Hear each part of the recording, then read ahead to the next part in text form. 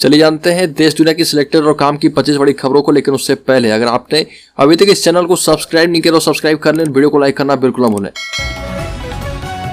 IIT Mumbai में 7वीं मंजिल से कूदा स्टूडेंट, हुई मौत। एक दिन पहले खत्म हुए थे फर्स्ट सेमेस्टर एग्जाम। दलित संगठन ने जातिगत भेदभाव करने का आरोप लगाया। आईआईटी मुंबई में 18 साल के दर्शन सोलंकी नाम के स्टूडेंट ने सुबह 11:30 बजे कैंपस में बने हॉस्टल की 7वीं मंजिल से कूदकर आत्महत्या कर ली। गुजरात के अहमदाबाद का रहने वाला था। 3 महीने पहले ही आईआईटी में बीटेक की पढ़ाई के लिए उसका एडमिशन हुआ था। जम्मू कश्मीर में बुलडोजर अभियान पर प्रियंका गांधी का ऐतराज, कहा कि संवैधानिक हक मांग कर रहे लोगों पर अत्याचार किया जा रहा।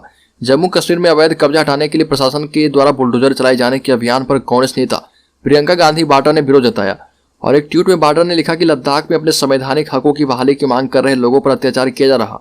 कश्मीर में आम जनों की सुनवाई किए बिना उसके घरों पर बुलडोजर चलाए जा रहे। बीबीसी के दिल्ली ऑफिस पर आयकर विभाग की टीम पहुंचने की खबर मिली है। जानकारी के मुताबिक आईटी की 60 से 70 लोगों की टीम रेड में शामिल है। सूत्रों ने बताया कि एक्शन के दौरान स्टाफ के फोन बंद करा दिए गए हैं, साथ ही किसी को परिसर में आने जाने से रोक दिया गया है। आयकर विभाग के सूत्रों के मुताबिक बीबीसी पर इंटरनेशनल टैक्स में गड़बड़ी करने का आरोप है। इसी को लेकर सर्वे किया जा रहा है। हालांकि आयकर विभाग या बीबीसी की तरफ से अब इस रेड को लेकर कोई आधिकारिक जानकारी नहीं मिली है। गौतम अडानी पर पहली बार बोले अमित शाह, कहा छिपाने जैसी कोई बात नहीं है। हिंडनबर्ग अडानी विवाद पर गृहमंत्री अमित शाह ने पहली बार बयान दिया और कहा कि इस पर कोई कमेंट करना सही नहीं होगा क्योंकि मामला सुप्रीम कोर्ट में है, लेकिन इतना जरूर कहा कि इसमें बीजेपी के लिए छिपाने जैसी कोई बात नहीं है और न ही डरने की आवश्यकता है। महाराष्ट्र में 10 साल का बच्चा फंदे पर लटका मिला। नाना नानी ने चप्पल नहीं दिया तो बच्चे ने सुसाइड किया। महाराष्ट्र में 10 साल के बच्चे को नाना नानी ने चप्पल नहीं दिलाई तो उसने सुसाइड कर ली। पुलिस ने इसकी जानकारी दी है। पुलिस ने बताया कि बच्चा अपने नाना नानी के साथ रहता था। उसके माता पिता पास के ही गांव में रहते हैं और वह दोनों खेती करते हैं। पुलिस ने कहा कि मामला दर्ज कर लिया गया है और आगे की जांच की जा रही है। जम्मू कश्मीर के लिथियम भंडार को लेकर आतंकियों ने दी धमकी, कहा कि इसका इस्तेमाल स्थानीय लोगों की बेहतरी के लिए करें। जम्मू कश्मीर के रियासी में लिथियम भंडार मिलने के बाद एक आतंकी संगठन ने धमकी देकर लेटर जारी किया है। पीपुल्स एंटी फासिस्ट फ्रंट ने लेटर में लिखा है कि जम्मू कश्मीर के संसाधनों की चोरी करने की अनुमति नहीं देगा और ये संसाधन जम्मू कश्मीर के लोगों के हैं। इन्हें स्थानीय लोगों की जिंदगी को बेहतर करने के लिए इस्तेमाल किया जाना चाहिए।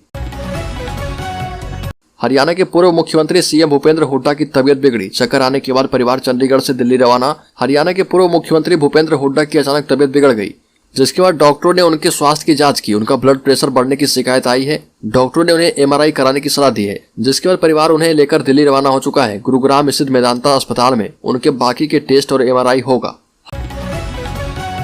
हरियाणा पुलिस को 54 साल के बाद राष्ट्रपति निशान। अमित शाह ने कहा कि गौरव वाला पल है, यहाँ के जवान धाकड़ हैं, गैंग खत्म की है। केंद्रीय गृह मंत्री अमित शाह हरियाणा के करनाल पहुंच गए हैं। मुख्यमंत्री मनोहर लाल खट्टर। केंद्रीय मंत्री अमित शाह ने कहा कि कोरोना जैसे संकट में हरियाणा पुलिस की भूमिका अहम रही है। जब जब भारत की सुरक्षा का इतिहास लिखा जाएगा तब तब पुलवामा के शहीदों को देश याद करेगा। अमित शाह ने कहा कि पूरे देश में कानून व्यवस्था और अंतर्राज्यीय गैंग खत्म करने में हरियाणा पुलिस अतुलनीय काम कर रही है।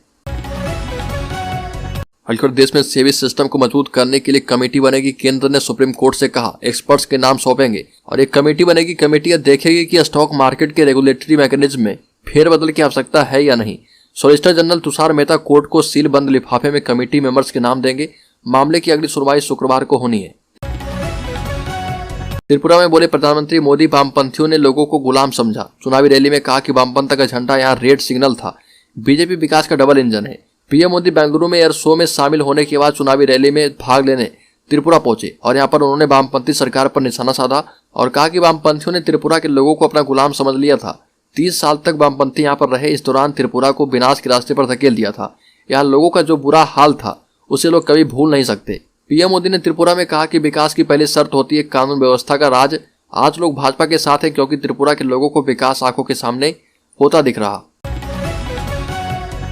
क्रिकेटर हार्दिक पांड्या और नताशा फिर से करेंगे शादी। इंडिया T20 क्रिकेट टीम के कप्तान हार्दिक पांड्या और नताशा स्टेनकोविक भी एक बार फिर से शादी करने जा रहे। हार्दिक पांड्या इस बार पारंपरिक रीति रिवाज से शादी करेंगे। फंक्शन रेफल्स होटल्स में होंगे और आपको बता दें कि उनका 2 साल का बेटा अगस्त्या भी इसमें शामिल होगा। तुर्की सीरिया में 36,000 से ज्यादा मौतें। सीरिया 12 साल के बाद मदद के लिए खोलेगा 2 बॉर्डर। तुर्की और सीरिया में 6 फरवरी को आए भूकंप ने खतरनाक तबाही मचाई है। इन दोनों देशों में अब तक 36,000 से ज्यादा लोगों की मौत हो चुकी है। इस बीच सीरिया के राष्ट्रपति बशर अल असद ने तुर्की के साथ लगी 2 और बॉर्डर क्रॉसिंग खोलने की घोषणा कर दी है। इसके जरिए यूएन भूकंप से जुड़ी राहत सामग्री सीरिया भेज पाएगा। रूस यूक्रेन जंग को देखते हुए अमेरिका ने रूस में रह रहे अपने नागरिकों से तुरंत देश छोड़ने को कहा है। अमेरिका ने आशंका जताई कि रूसी अधिकारी बिना किसी वजह के गलत तरीके से अमेरिकी नागरिकों को गिरफ्तार कर सकते हैं, जिसे देखते हुए मॉस्को में स्थित अमेरिकी एजेंसी ने चेतावनी जारी कर दी है। साथ ही किसी भी नागरिक को रूस न जाने की सलाह दी गई।